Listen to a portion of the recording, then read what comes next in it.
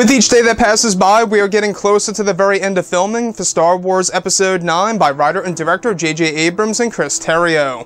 This is Mike Zero. If you guys are new to the channel, do make sure to subscribe to see future Star Wars content.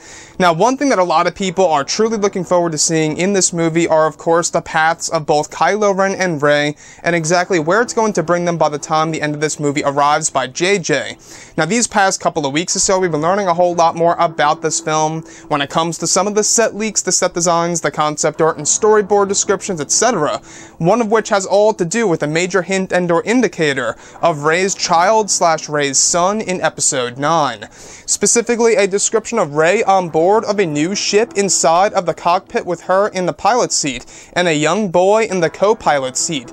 It's described that this boy has pale skin and longish wavy black hair and has a deep resemblance to Ben Solo. The next goes over both Rey and the boy, now standing in front of the ship, while it's landed on a mysterious world. The boy is actually described to have a satchel and Anakin Skywalker's lightsaber hilt in his hand. Another goes over both Rey and the boy on speeders, heading toward a village of sorts on the mysterious world.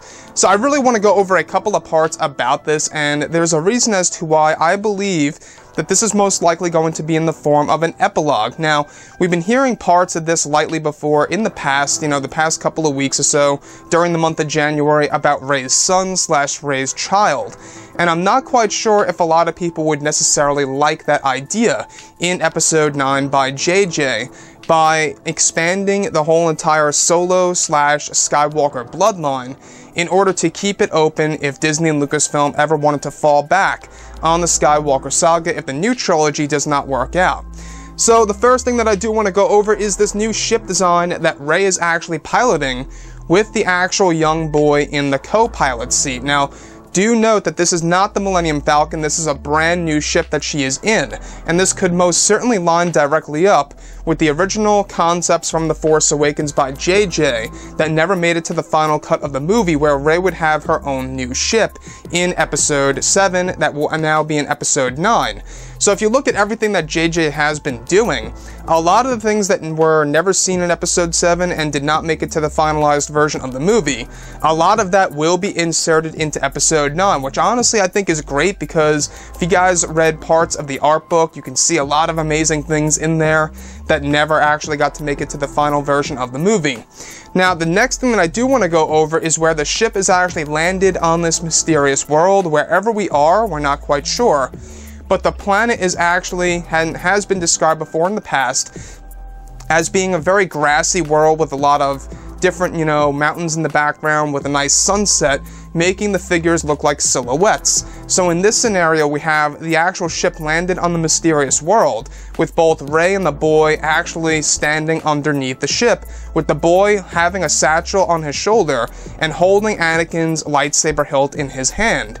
So this is very intriguing for sure, because this could very well be Disney's way of showing us that Anakin's saber is living on and is being pretty much handed down to a new generation. I think that's a very interesting idea for sure, that Anakin's saber is going from generation to generation still, as it should in my opinion. Now, the last that I want to go over is how both the boy and Rey are on speeders, heading toward a village of sorts on this mysterious planet. Now, this village could very well be either A, Rey's new Jedi Academy, or B, it could be the home of both Rey and the child and others, for all we know. Now, like I say, there's a reason as to why I think that this is an epilogue. I think that there's a lot of reasons as to why. Number one, we do know that the young boy between the ages of, I think it was 10 to 12 years old, that was cast for this movie months and months ago, was actually said to be working with Daisy Ridley later in production for the third act of the film. And not only that, this whole entire sequence only involves Rey and the child. This sounds something like it's set way into the future after the events of Episode 9, showing us the lives of both Rey and this child of hers, or whoever it really is in Episode 9. So you could see exactly what JJ is trying to do. He's trying to show us exactly how the Anakin Skywalker saber is going to live on and will be moved down to a different generation. Now, that could be the sole purpose of the sequence, is to show us exactly what's going on with the Anakin Skywalker lightsaber even years after the events of Episode 9. Now, personally, I think it is a smart move if Disney and Lucasfilm are trying to pretty much create some form of insurance. If they ever wanted to go back to the Skywalker/Solo bloodline, like I said before, if the 4th Star Wars trilogy does not work out too well, and people do not enjoy it, and they don't even bother going, ahead and supporting it and whatnot, if that actually happens, that's when they gotta fall back on the Skywalker saga once again. Anyways, guys, drop a comment below. Let me know what you think about all of this in the comments. And if you guys did enjoy the content for today, do make sure to drop a thumbs up on this video to support the channel. I thank you all so very much for the kind support, and I'll catch you guys next time.